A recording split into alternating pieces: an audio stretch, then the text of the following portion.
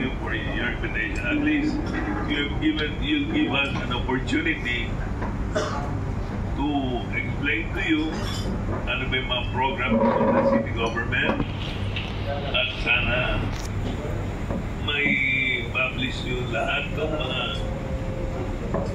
sinasabi natin na talagang para sa taong bayan. Maraming salamat. Thank you. As usual, I'll be throwing the first question. Total, nabanggit ko na rin lang that Manila will be holding twin huge events this year. I mean, this February, the 430th anniversary celebration of the Manila Chinatown and the Chinese New Year. And I forgot to add, meron pa palang Lantern Festival. So, would you like to discuss, City Ad, kung ano po yung mga lineup of activities? Thank you. Well, before I discuss the activities, we would like to share with you itong mga partners namin. Alam niyo dito sa dalawa ko, si Chairman Jeff Lau, siyang head ng MCGO, Manila Chinatown Barangay Organization. Itong organization nito ay matagal na ito siguro mga more than 10 years, more than 20 years. Actually, this is the government arm for mga barangay chairman. So alam niyo naman, when we do activities in Chinatown, hindi naman pwedeng walang participation ng mga barangay chairman. So, siyang na-elected president of that organization, composing of 34 barangays doon sa Binondo area, Binondo and San Nicolas area. So yun. Tapos, yung isang NGO naman lalabas, yung Manila Chinatown Development Council, no? Yun supposed to be NGO kasi let's say, alam niyo naman walang pondong city government and we need to ask public support para yung pagtulong nila suporta sa expenses. Hindi naman pwedeng ang Manila Barangay ang kukuha, baka puro demanda ang buti nila. So, kaya we put up Manila Chinatown Development Council. Kumbaga sila wala silang, they're not government officials, so they can solicit. No, that's the role. Kaya dalawa yun eh. Pero ang talagang supposedly pamumuno yung Manila Barangay, Manila Chinatown Barangay Organization, dahil ang activities are centered on the barangays, no? Katulad dun sa ngayon, meron tayong yung pinailawan natin, yung Money Tree dun sa Plaza San Lorenzo Ruiz. Yun being maintained by the barangay kasi alam niyo naman, pag ginawa natin activities, hindi nyo na supervise yan bukas.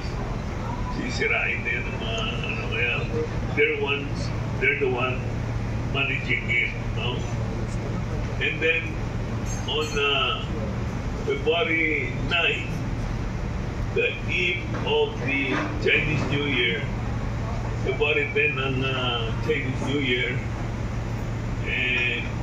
meron tayong fireworks, no? February 9, that's the eve.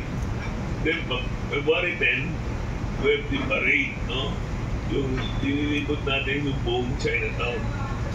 Paano ba kalaki yung buong Chinatown? That's 2 square kilometer. From Jones Bridge, yung baba, Escolta, hanggang Recto. Tapos, from Delpan hanggang Avenida. Ganun kalaki yung buong Chinatown. paano ba na-establish yung Chinatown? Ang Chinatown was established on March 29, 1594. Actually, hindi in-establish ito. This was forced to be established. Kasi, if you go back to history, tinanggal yung mga Chinese Chinaman, tinanggal sa Intramuros, yung port, no? Dahil natakot yung mga Espanyol, baka mamaya mag-rebelde, so tinanggal sila. Linagal sila doon sa Mehan Garden. Doon sila nagbebenta ng mga wares nila. Tapos, tinanggal din ulit, pinalipat sa kabilang yung bridge, no? Kasi Pasig River yan. Pinalipat sila sa kabila. So, yun ang ginawang Binondo. Kaya kung mapapansin nyo, yung mga China na tinanggal, isang Katoliko, isang Mason. Yung mga Mason, dinagay sa San Nicolas. Yung mga Katoliko, dito sa kanan. Paano nyo na ma-distinguish? If you look at San Nicolas, walang simbahan dyan na walang Catholic Church. The left, sa San Nicolas, Binondo, wala. Sa right side, you have the Binondo Church, Santo Cruz. On the left side talaga, puro Mason kasi. Kaya sa San Nicolas, karamihan doon na puro Mason.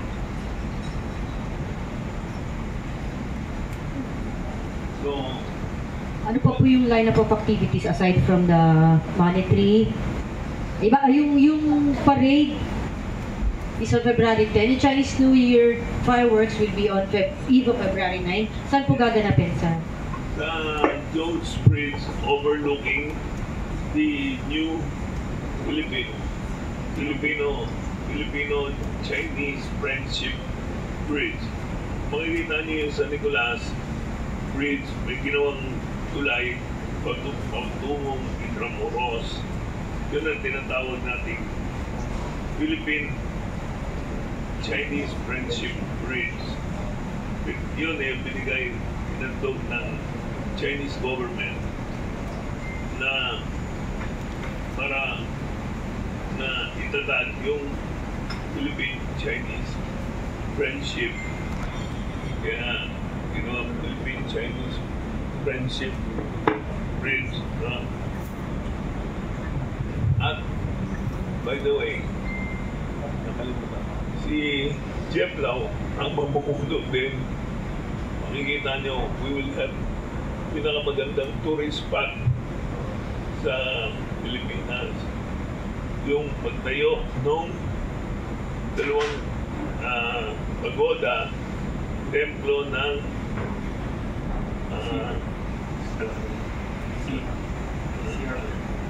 Siang Temple. Kasi yung Matzo, alam niyo Matzo, Virgin of the Waters, no? Yung iba pumupunta pa ng La Union.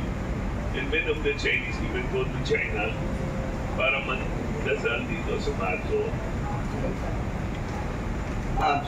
Saan po ang exact location itatay itong dalawang pagoda? Sa Tipit.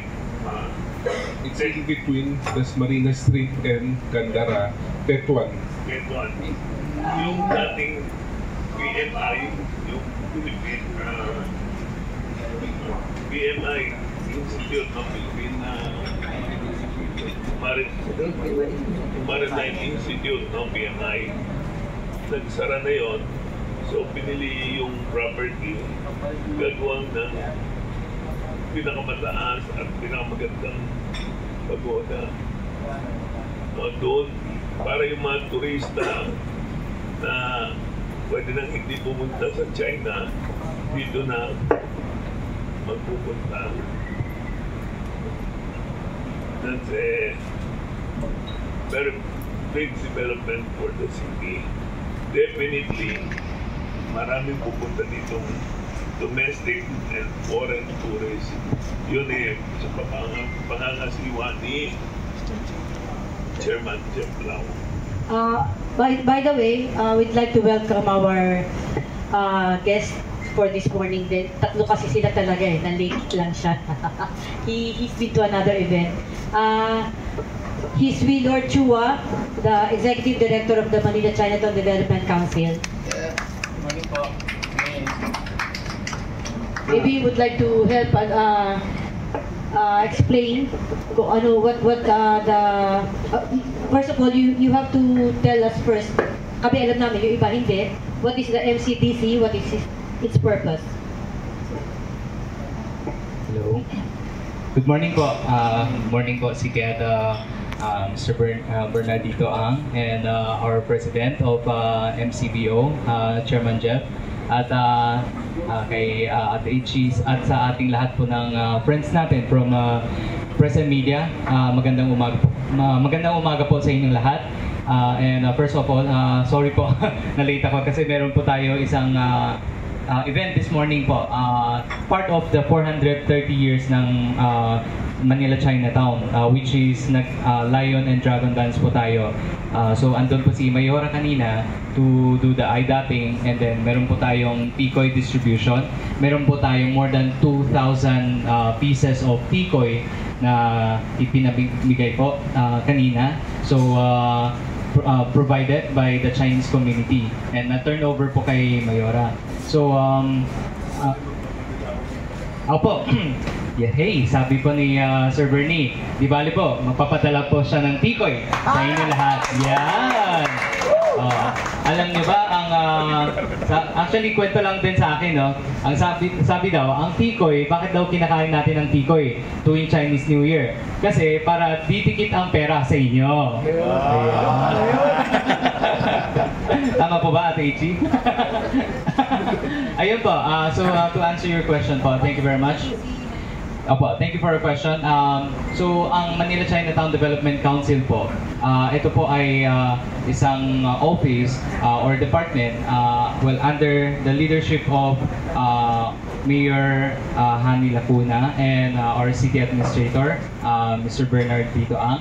And ito po ay andyan po para tumulong at sana po magbigay ng development sa ating Chinatown. And we all know that, I'm sure na kwento po ni Sir Bernie, ni Chairman Jeff, ang ating Chinatown is the oldest Chinatown and the largest Chinatown in the world.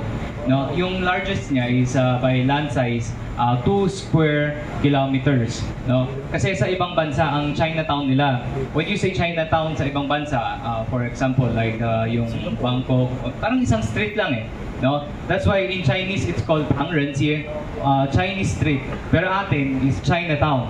And what's more special sa ating Chinatown, meron pa tayo isang office na talagang supervised by the city government, no?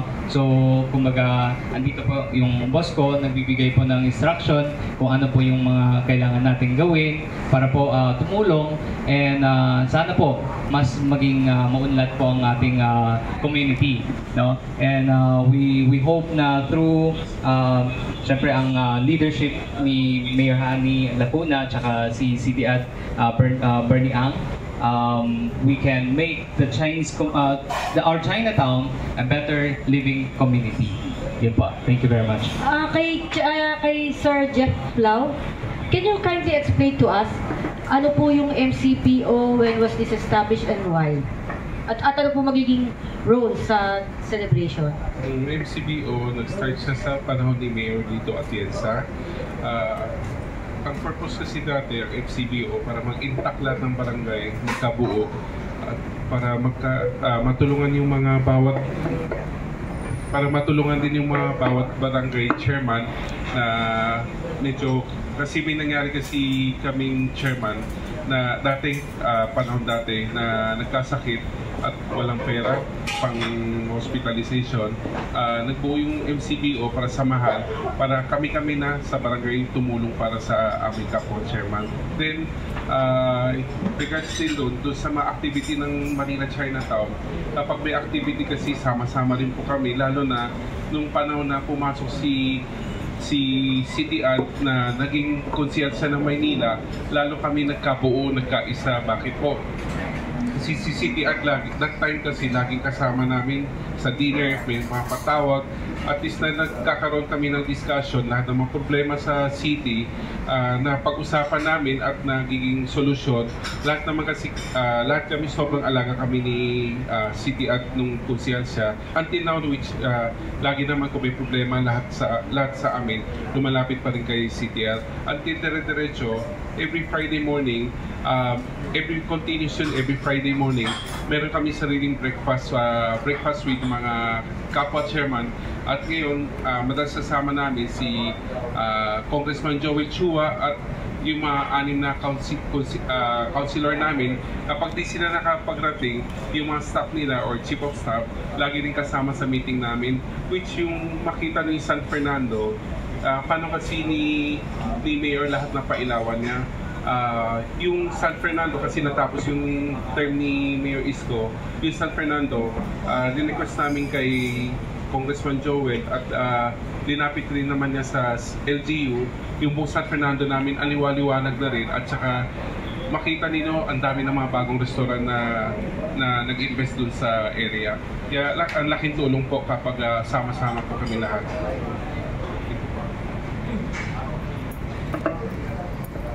Questions from our colleagues, Hello. please. Please be gentle. Unahin ko na, ako na mauna. Next na kayo guys ha. Ito po yung napansin namin. Sa Maynila po very active po yung mga Chinese. At may lalo na sa fire prevention. Ano pa po higit pa doon ng mga reaching out po sa mga community nearby na. Ano pa po mga ibang project baka hindi pa rin po namin alam na reach out po kayo sa iba. Can you explain? Opo, Chairman, kayo muna po. Opo, tama po kayo doon kasi halos bawat barangay doon sa amin may kanya-kanya pong bumbero, may kanya-kanya association ng bumbero. Ngayon, sample lang nung nagkaroon ng DILG kasi inobliga ang bawat barangay na magkaroon ng shake train. Yung shake train na yun, nagawa rin namin na pinagsaking business sa ibang lugar, bawat barangay kanya-kanya shake train.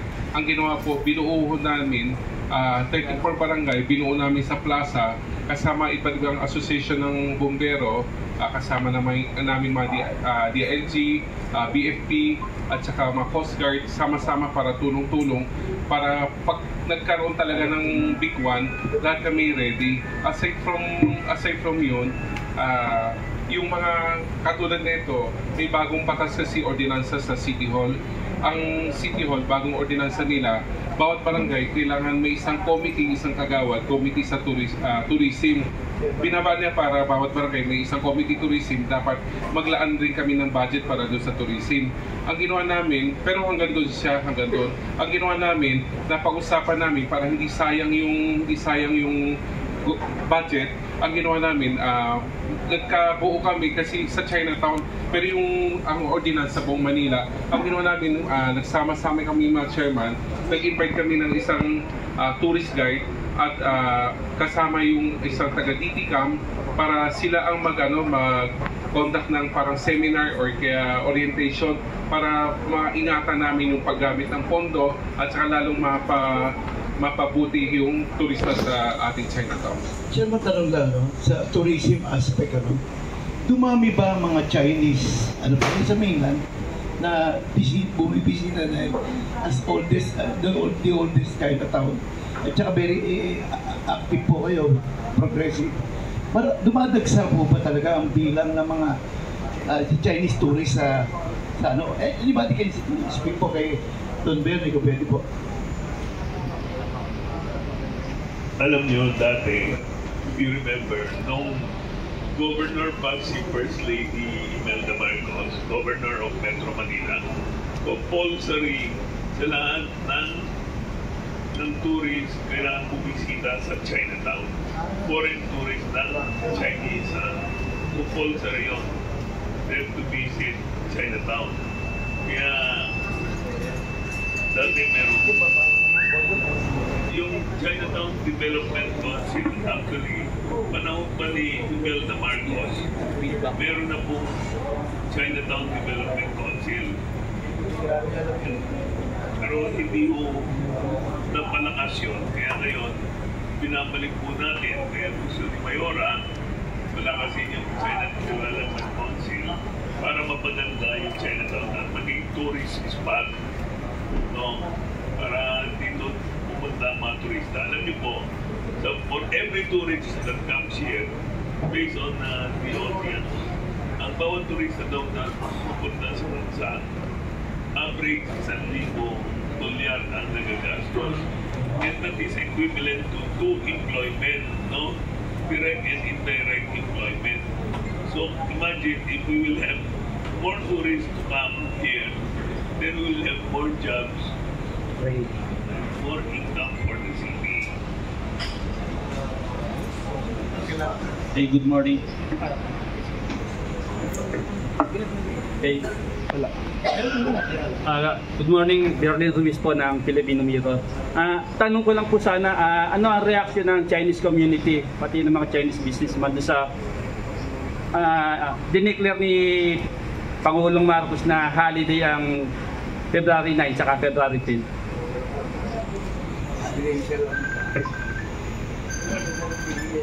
Well, the entire Chinese community is very happy now. Kasi celebrate nila ang Chinese New Year. Actually, ito napaka-importante because ito ngayon, itong taon, this is the wooden dragon. Alam niyo sa 12 zodiac sign, ang laging sinasabi, pinakamataas, dragon. Halos lahat ngayon nagpapaligsahan kung sino unang mabubuntis during the time of Dragon Year kasi swerte daw.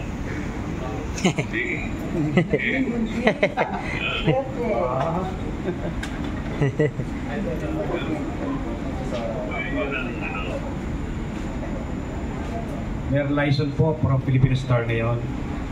Tanong ko lang po, comparison lang po, ano sa preparation po ninyo, ano pong aasahan ng publiko, particular po yung mga residente ng Maynila, kahit nasa Maynila, ang celebration natin ngayon, mas pinatingkad po ba o ano pong bago sa celebration natin sa Chinese New Year nito?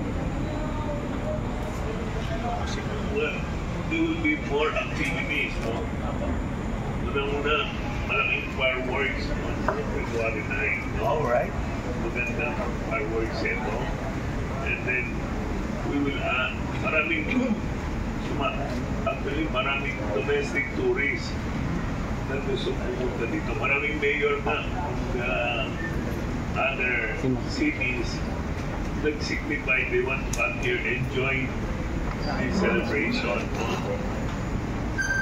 We expect talagang maraming tao dadalo dito ngayon. We want to experience pero kasi ginawa sila chairman na pinabukas yung mga Chinese restaurant na magbigay ng special food, di ba? Yung mga special Chinese dishes at then discount. Pinausap yung mga restaurant na for this Chinese New Year kung pwedeng magbigay sila ng special discount sa mga... This is for the entire Chinatown area? Yeah. Lahat ng restaurants doon? Oh, discount lahat. Okay. Pero hindi kasama yung street food, no? City Ad, I would like to ask, dahil po malaking celebration to, kumusta naman po ang inihanda ng Binondo sa seguridad ng mga tadarayong turista? Actually, we asked the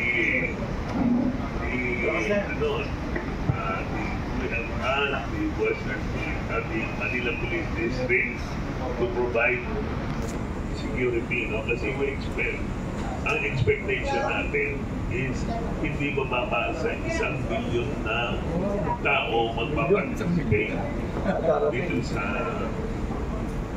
so nag-request tayo ng full security for hindi lang sa starting 8, 9, 10, 11.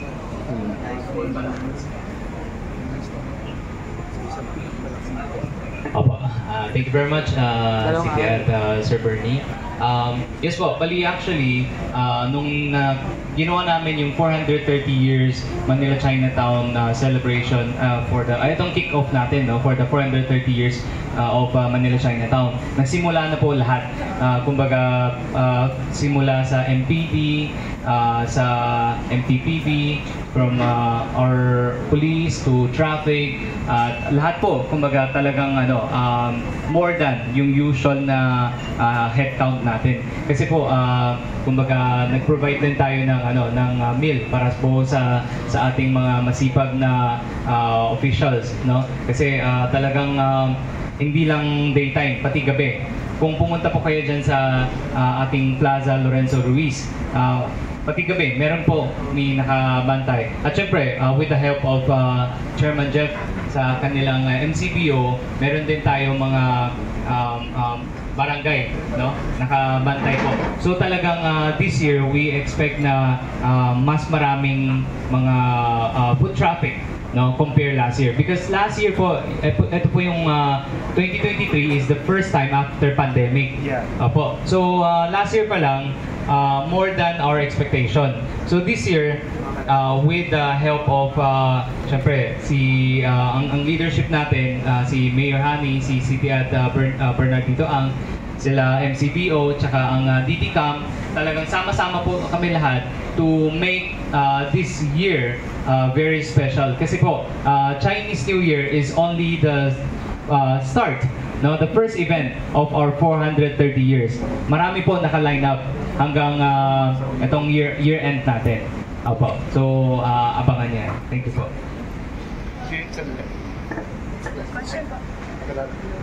This is Jordan from IB Security.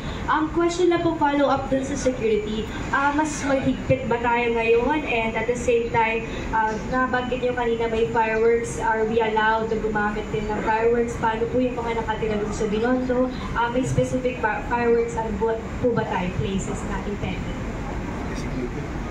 Alam nyo, lahat ng ginagawa natin, pati fireworks, may approval ito sa DND, Department of National Defense, at we inform lahat ng mga residente dito. In fact, expected nila ito na gusto nila magkaroon ng firework display. Actually, yung fireworks, symbolic kasi yun, na para yung mga evil spirit malis, to drive away evil spirit. Kaya nagkakaroon tayo ng fireworks, no? Kaya pag walang fireworks, lalo silang magagalit sa amin. Kasi ba tayong designated na mga lugar para naman sa mga residente sa Binondo, mga residents sa Binondo area? Designated area po. Ang designated area, doon natin lalagay sa Jones Bridge, overlooking. So doon lang po talaga lahat? Doon lang lalagay, overlooking, kasi yung fireworks gagawin natin doon sa Philippine-Chinese Friendship Bridge. Doon natin gagawin. Dito, from Jones Bridge, doon na overlooking. Nakaharap tayo sa Philippine-Chinese Friendship Bridge. Doon magpapa. Fireworks. Next June. Okay lang po, pahabol lang ho, konti. Opo, just additional information. Kasi po, last year po is the first time na ginamit namin yung Filipino-Chinese Friendship Bridge or the Binondo Intramuros Bridge as our yung pang fireworks. Kasi po last year lang po siya na 2022 actually nung na-inaugurate, no? So 2023 is the first time na first Chinese New Year. So sa ating sa instruction po ni City Ad, opo, siya po nakaisip na sinuggest niya, doon namin ilagay yung fireworks. Ang PEG naman, ang sinabi ni City Ad, kailangan parang Sydney Opera House ang dating. So talagang oo, bongga talaga. Kung nag-Google po kayo, makikita nyo po mga pictures, talagang akala nyo hindi yan sa dito sa Manila, sa Philippines, talagang sobrang so pati ang guest natin last year, si Ambassador, na-surprise din siya. Opo, yun. So itutuloy pa rin natin this year, dito pa rin sa Binondo Intramuros Bridge or the Filipino-Chinese Friendship Bridge. Yan lang po. Maraming salamat po. Next po si Jun Ansurit. Alam niyo, kaya doon natin ginawa, unang-una, may Pasig River doon, no? So, it's very safe, no? Sa Pasig River, doon ang kung bubaksak man yung sa Pasig River, sa tubig po, walang bahay naman.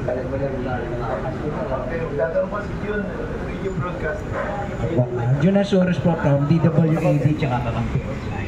Ang tanong ko lamang po, Sitiyag, ngayon po binita natin, no? Yung year of the Wooden Dragon. No? Ano po yung inyong pananaw para po sa ekonomiya at sa ating politika? Politika? Pang-politika at saka po sa ekonomiya. Ang atid ng Year of the Wooden Dragon. Well, sabi nga nila, we all expect good tidings and good fortune, good Bakit? Alam niyo, dragon, sino ba nakakita ng dragon? Wala, di ba? It's fantasy. So you expect na something maganda, fantastic, na may magandang darating. These are all expectations. Ina-expect natin na gaganda ang ating ekonomiya, gaganda ang kapalaran ng lahat ng mamamayan. Okay. I'd like to ask a question. Kanina, City Ad, binanggit ninyo na mayroong mga partners dito sa 330th anniversary ng ating Binondo. These activities, especially the Chinese New Year, it entails a lot of budget. Gusto ko lang klaruhin, hindi po, dahil may mga partners kayo, nangangahulugan ba ito na hindi gagasta ang city government for this? Walang ginasta ang city government. Not even a single centavo was spent by the city government. This is community affair. When nag-request, we called all the community organization to a meeting at humingi tayo ng tulong sa kanila. So all of this, pati yung pagde-decorate, pag-aayos, these are all community efforts. Pati po ba din doon yung itatayong most beautiful tourist spot in Binondo, the Pagodas, hindi rin po gagasta ang gobyerno dito? Walang gagastahin ng gobyerno. Not even a single centavo. Good morning po, Robert Mano from ABS-CBN. Doon pa rin po sa part ng tanong ni Sir Andy kanina doon sa security. Noong po kasi isa na saray na may guidelines na nilabas yung LGU sa Pista ng Tondo and Pandacan, may guidelines din po na ipinalabas. This time po for the Chinese New Year, ano po yung mga guidelines na pwedeng ibahagi sa public sa mga bibisita? Let's say for example, kailangan ba naka-face mask sila? Bawal ba yung magdala ng mga bag? Kasi po, medyo marami din po pala yung ina-expect natin, nasa 1 million yung darating. Para lang po mag-guide yung mga domestic, lalo na ng mga bisita natin for the Chinese New Year. Thank you. Wala tayong specific guidelines. No? Kasi itong activities, wala naman itong yung sinasabi natin katulad Nazareno na may prosesyon, nagsasamba. Ito, kung gusto mo lang sumali, come and go lang ito eh. So, gusto mo sumama sa parada, it's just individual activity ito. May tigoy na agad. Wala.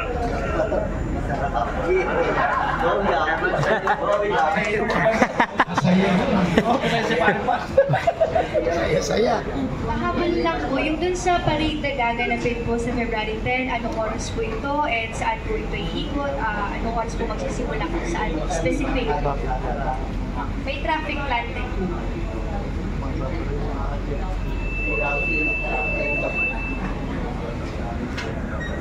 Gawin parada. Merong ilalabas ang Manila Parking and Traffic Bureau on sa mga rerouting ng mga traffic in Binondo. No? Meron silang ilalabas at announcement. No? Pero sa Binondo, yung mga residente, alam na nila kung saan dadaan yung parada. At kasi may mga float eh. Each organization, yung mga organization na nag-sponsor, may float sila ng kanya-kanya sila magde-decorate ng mga float nila.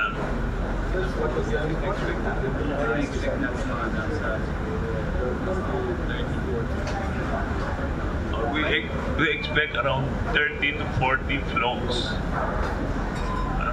So each organization, sila nang gagasta sa float nila.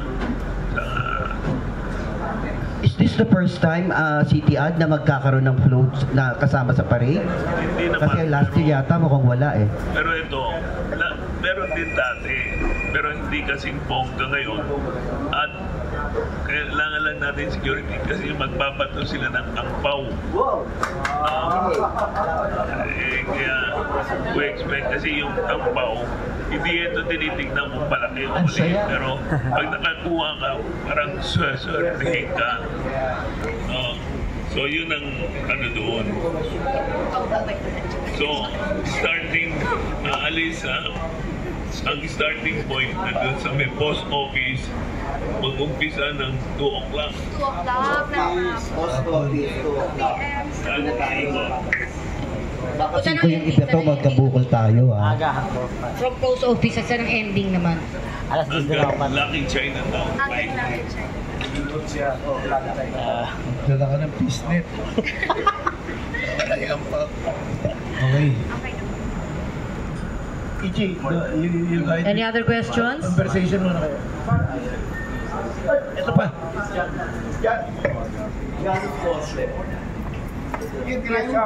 Kay Sir Willard Chua. Sir, nabanggit nyo kanina yung more than sa in-expect nyo yung nagpunta last year. And pwede yung share nyo yung figure. And tungkol dun sa pagoda, is it comparable po o more than pa sa mga pagoda sa ibang bansa? Para lang po magkaroon tayo ng kasi nabanggit ni City Admin na magiging number 1 tourist spot dito sa Manila po o Metro Manila, yung pagoda. Thank you. Yung pagoda, ang inuna kasi ngayon, yung buong Riverside. May tinatayo na siya bagong tulay. Actually may mga nagbablog na. Ang ganda kasi kalabasan. Yung mga fence niya ginamit namin, lahat galing sa China. Inukit po lahat 'yon. Tapos bawat poste ng fence, meron kami yung lion head. Lahat po from China. Even yung sahig na yung bato galing rin China. Buo 'yon. Yung tulay kung nakita nyo, tapos na po. So, ngayon yung fence, patapos na rin po. Meron lang kaming inaayos lang sa kabilang side kasi DPWH kasi alilipat. May kasi sila doon, parang... Alam nyo, ito, para malaman nyo, no? I hope you will go there. Pag nagawa na yung pagoda, punta kayo.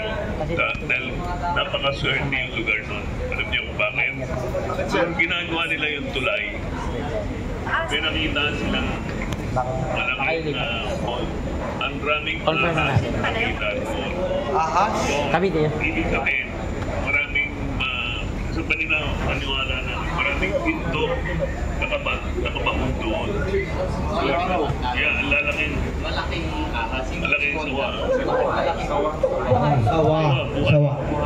Sawa. Ibig sabihin nun, sir, ano yun? Prosperity ang kailangan? Symbolic. Sir, kailan matatapos daw yung pagoda project? Tsaka sir, yung specific, ano po ang height ng pagoda? Konting kwento lang po sa pagoda. Yung pagoda, 9 stories siya, pero kada floor, doble. High ceiling siya, lumalabas, nasa 18.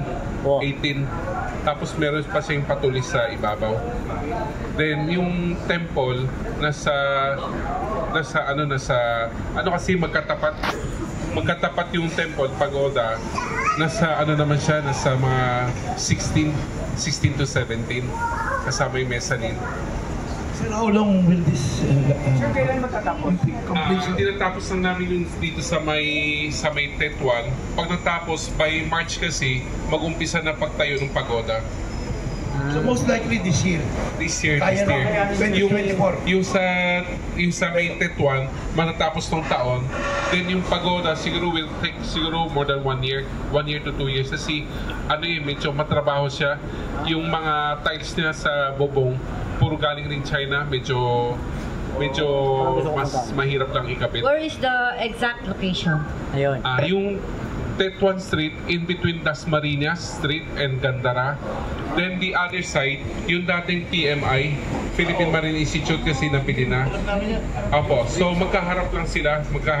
Yung in between, makikita, yun ang sinasabi ko, makikita na yung bagong tulay. Sir, yung figure na lang last year, celebrate ng Chinese New Year. Opo, bali according to MDTU, yung countdown natin during the Chinese New Year's Eve last year, ang tansya nila, mga nasa 100,000 daw nag-watch doon sa May Jones Bridge. As in, makita niyo yung drone shot, punong-puno yung tulay. Buti matibay naman tulay natin.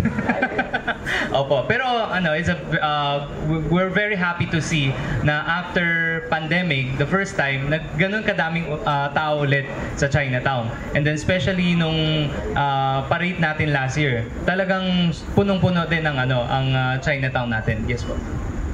Alam niyo, mahirap malaman kung ilan yung traffic. I'll just give you an idea. Of course, sabi ng police, mga 1 million participated. Anong magiging basis natin?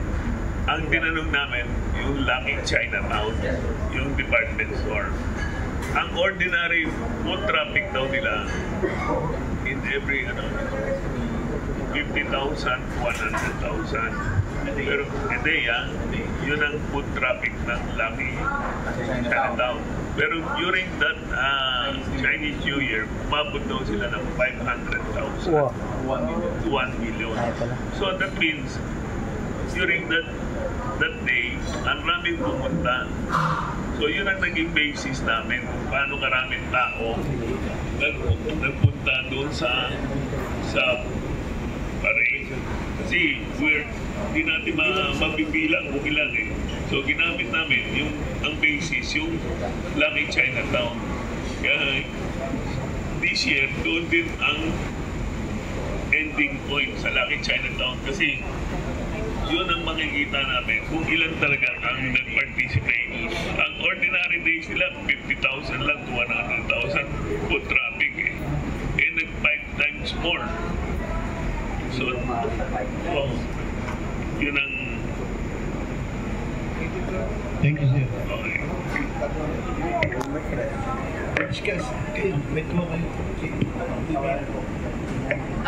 Any other thing that you would want to discuss with us? Yung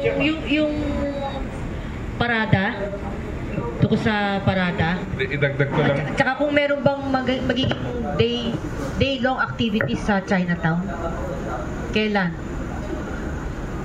day-long activities, lion dances, yung dragon dance, di ba? It's a special highlight of the parade. Ano yung mga When asahan is this nila? happening? Dagdag ko na lang, medyo connect ko na lang. Kasi nung mula Feb 1, nung tinayo yung Prosperity Tree, makita niyo yung Binondo, ang dami-dami po ng tao. Actually, kagabi nga, even nung Saturday, mas grabe. Punong-puno ng tao, which sa Binondo, nakatira ko dyan, hindi nangyayari yung after 7 p.m. na traffic pa yung Binondo. Pero Saturday, even kagabi, nakita ko yung traffic sa Binondo hindi na umuusad. Sa sobrang daming una kasi mga restaurant, ang daming nakapila. Tapos may bago na naman doon sa may gitna, sa tapat ng President's Restaurant, Salazar. Puro puno ang haba ng pila. Tuloy-tuloy.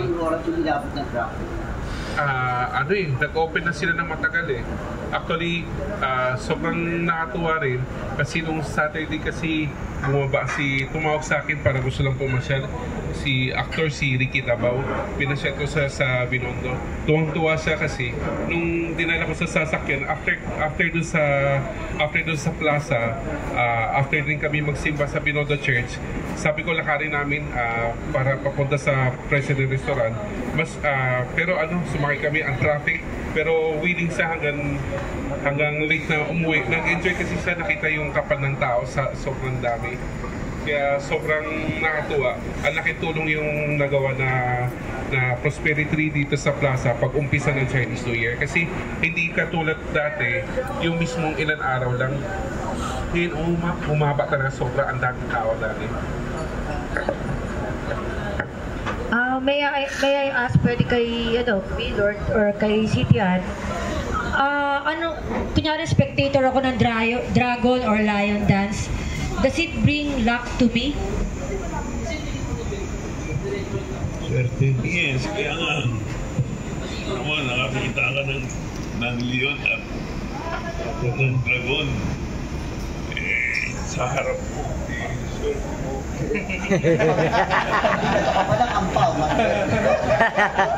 Tatangkad ba si Chi? Yes po, I agree po with Sitian.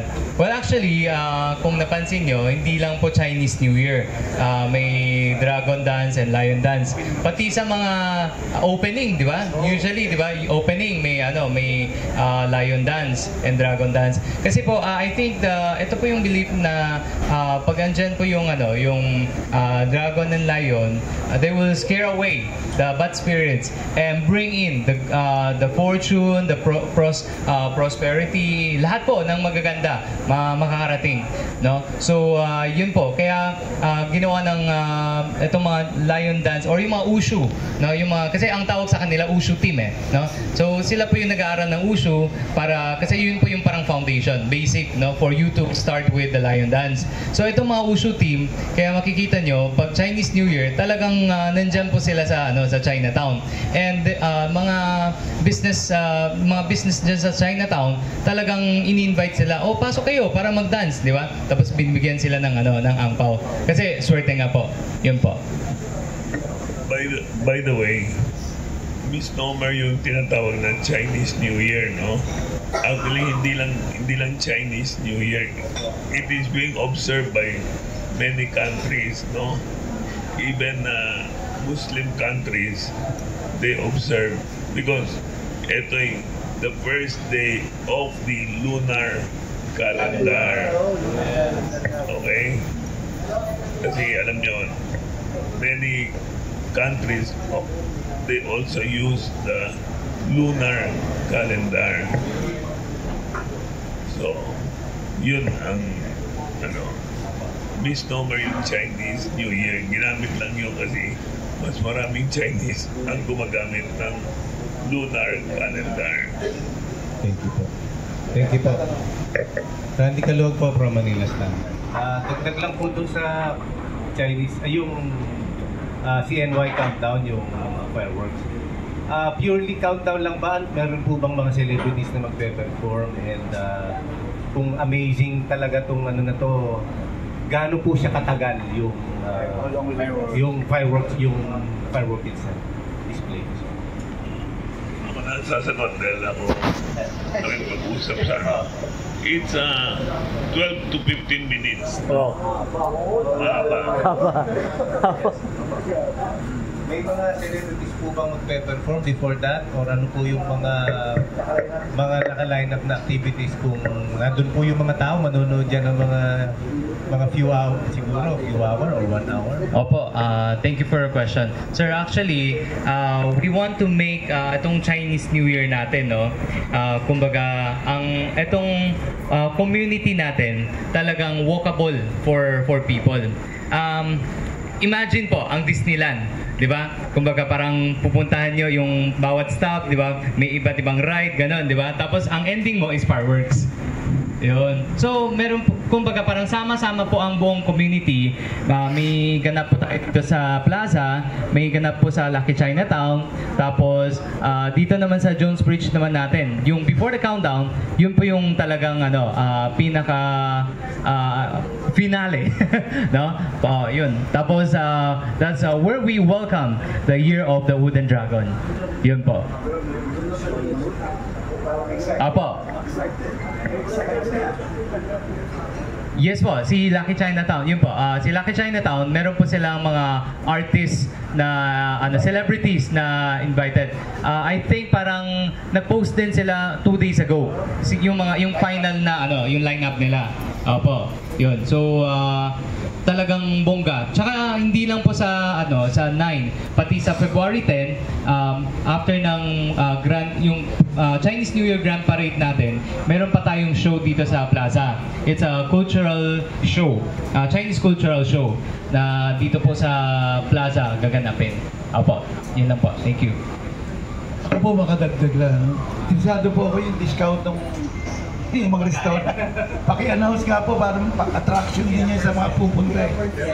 Yung mga restaurant lang po, hindi yung street food. Paki-invite po with Ilang percent soundbite lang, sir. Soundbite.